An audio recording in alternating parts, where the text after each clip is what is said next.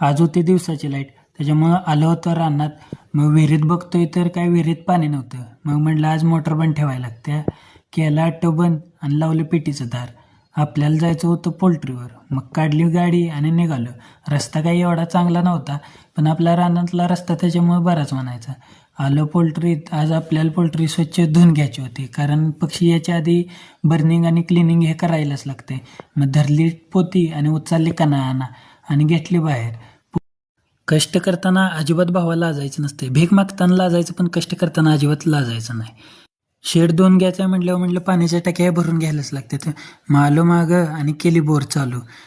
हे बघ बावड्या, प्रत्येकजण आपापल्या रानासाठी काही ना काही ते करत असतो. तसंच आमच्या शेजाऱ्यांनी रानासाठी आपल्या साडींचं कुंपण केलेलं आहे. पाण्याला आज काय जास्त प्रेशर नव्हतं, त्याच्यामुळं शेड काय आज धुवून होणार नव्हतं. मग म्हटलं आज शेड नुसतं भिजवून तर घ्यायचं.